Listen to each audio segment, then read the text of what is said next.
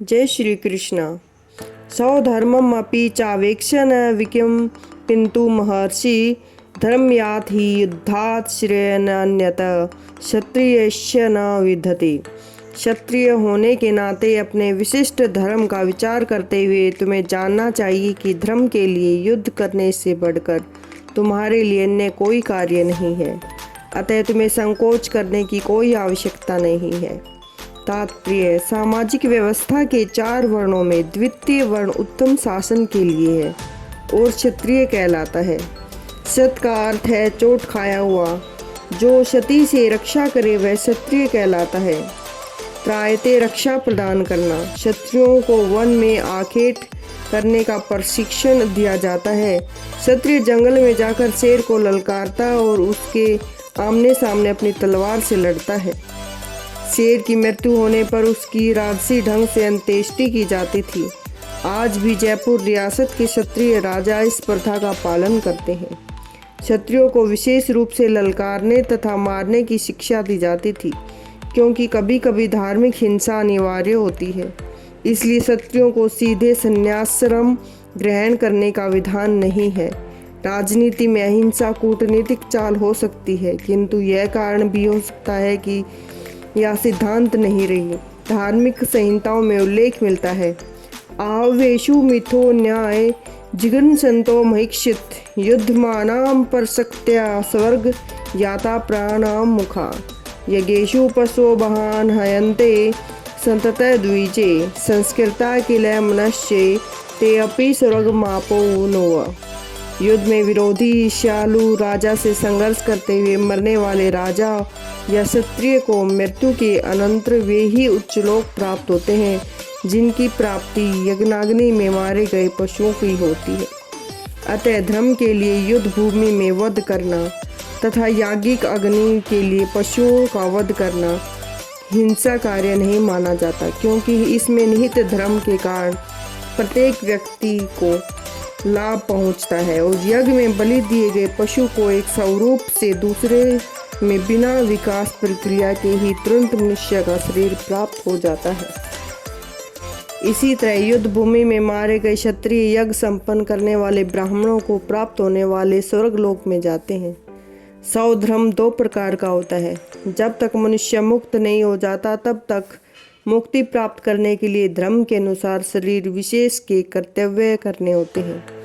जब वह मुक्त हो जाता है तो उसका विशेष कर्तव्य सौधर्म आध्यात्मिक हो जाता है और देहात्म बुद्धि में नहीं रहता। जब तक देहात्म बुद्धि है तब तक ब्राह्मणों क्षत्रियों के लिए सौधर्म पालन अनिवार्य होता है।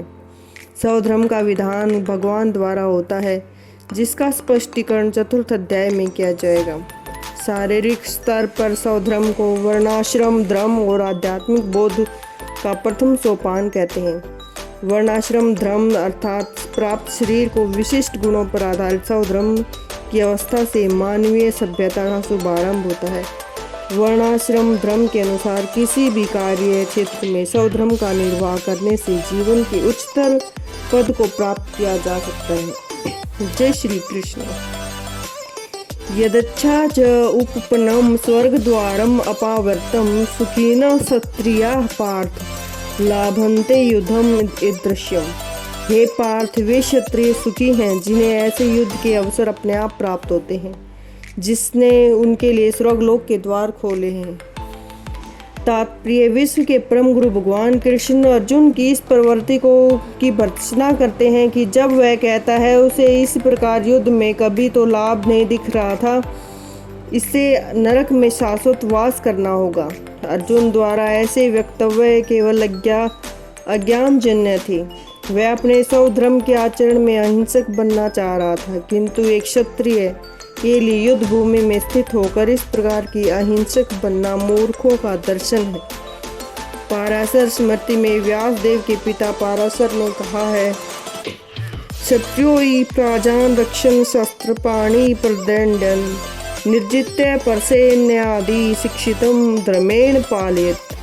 क्षत्रिय का धर्म है कि वह सभी क्लेशों से नागरिकों की रक्षा करे, इसलिए उसे शांति और व्यवस्था बनाए रखने के लिए हिंसा करनी पड़ती है। अतः उसे शत्रु राजाओं के सैनिकों को जीतकर धर्म पूर्वक संसार पर राज्य करना चाहिए। यदि सभी पक्षों पर विचार करें तो अर्जुन को युद्ध से विमुख होने का कोई कारण नहीं था। यदि वह शत्रु को जीतता या राज्य भोग करेगा और यदि वह युद्ध भूमि में मरता तो स्वर्ग को जाएगा, जिसके द्वार उसके लिए खुले हुए हैं। युद्ध करने से उसे दोनों ही लाभ होंगे। जय श्री कृष्ण। अचेतवम इमं धर्मस्य संग्रामं न करिष्यसि तत्सौधर्मं कीर्तिं च हित्वा पापम अव्याप्स्यसि। किंतु यदि तुम धर्म करने से स्वधर्म को संपन्न नहीं करते तो तुम्हें निश्चित रूप से अपने कर्तव्य की उपेक्षा करने का पाप लगेगा।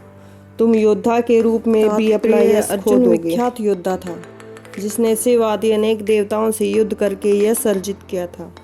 शिकारी के वेश में शिवजी से युद्ध करके तथा उन्हें हराकर अर्जुन ने उन्हें प्रसन्न किया था और वर के रूप में पशुपात्रास्त्र प्राप्त किया था। सभी लोग जानते थे कि वह एक महान योद्धा है। स्वयं द्रोणाचार्य ने उन्हें आशीष दिया था और एक विशेष अस्त्र प्रदान किया था जिससे वह अपने गुरु का भी वध कर सकता था। इस प्रकार वह अपने धर्म पिता एवं स्वर्ग के राजा इंद्र समेत अनेक अधिकारियों से अनेक युद्धों में प्रमाण पत्र प्राप्त कर चुका था। किंतु यदि वह इस समय युद्ध का परित्याग करता है तो न केवल क्षत्रिय धर्म की उपेक्षा का दोषी होगा, अपितु उसके यश की भी हानि होगी और वह नरक जाने के लिए अपना मार्ग तैयार कर लेगा। दूसरे शब्दों में वह युद्ध करने से नहीं अपितु युद्ध से पलायन करने के कारण नरक का भागी होगा। जय श्री कृष्ण।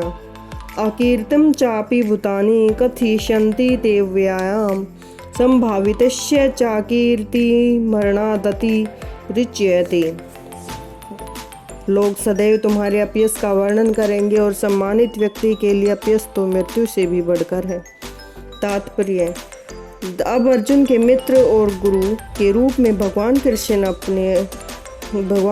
अर्जुन को युद्ध से विमुख न होने का अंतिम निर्णय देते हैं। वे कहते हैं कि अर्जुन, यदि तुम युद्ध प्रारंभ होने के पूर्व ही युद्ध भूमि छोड़ देते हो तो लोग तुम्हें कायर कहेंगे, और यदि तुम सोचते हो कि लोग गाली देते रहें किंतु तुम युद्ध भूमि से भागकर अपनी जान बचा लोगे तो मेरी सलाह है कि तुम्हें युद्ध में मर जाना ही श्रेयस्कर होगा। तुम जैसे सम्मानीय व्यक्ति के लिए अपकीर्ति मृत्यु से भी बुरी है, अतः तुम्हें प्राण भय से भागना नहीं चाहिए। युद्ध में मर जाना ही श्रेयकर होगा। इससे तुम मेरी मित्रता का दुरुपयोग करने समाज में अपनी प्रतिष्ठा खोने की अपयश से बच जाओगे। अतः अर्जुन के लिए भगवान का अंतिम निर्णय था कि वह संग्राम से पलायन न करे अपितु युद्ध में मरे। जय श्री कृष्ण। भयाद्रणाम दुप्रंतम मश्यते तवाम महारथा येषां च त्वं बहुमतो भूत्वा यास्यसि लाघवम्। जिन महान योद्धाओं ने तुम्हारे नाम और यश को सम्मान दिया है वे सोचेंगे कि तुमने डर के मारे युद्ध भूमि छोड़ दी। इस तरह वे तुम्हें तुच्छ मानेंगे। तात्पर्य। भगवान कृष्ण अर्जुन को अपना निर्णय सुना रहे हैं। तुम यह मत सोचो कि दुर्योधन, कर्ण और अन्य समकालीन महारथी यह सोचेंगे कि तुमने अपने भाइयों तथा पितामह पर दया करके युद्ध भूमि छोड़ी है। वे तो यही सोचेंगे कि तुमने अपने प्राणों के भय से युद्ध भूमि छोड़ी है। इस प्रकार उनकी दृष्टि में तुम्हारे प्रति जो सम्मान है वह धूल में मिल जाएगा। जय श्री कृष्ण। एवाच्या च बहन विदवश्यन्ति तव अहिता निदन्तन तव समर्थ्यम तत्दुःखतरम नु किम। तुम्हारे शत्रु अनेक प्रकार के कटु शब्दों से तुम्हारा वर्णन करेंगे और तुम्हारी सामर्थ्य का उपहास करेंगे। तुम्हारे लिए इससे दुखदायी और क्या हो सकता है। तात्पर्य। प्रारंभ में ही भगवान कृष्ण को अर्जुन के अयाचित दया भाव पर आश्चर्य हुआ था और उन्होंने इस दया भाव को अनियोजित बताया था। अब उन्होंने विस्तार से अर्जुन के तथाकथित दया भाव के विरुद्ध कहे गए अपने वचनों को सिद्ध कर दिया। जय श्री कृष्ण।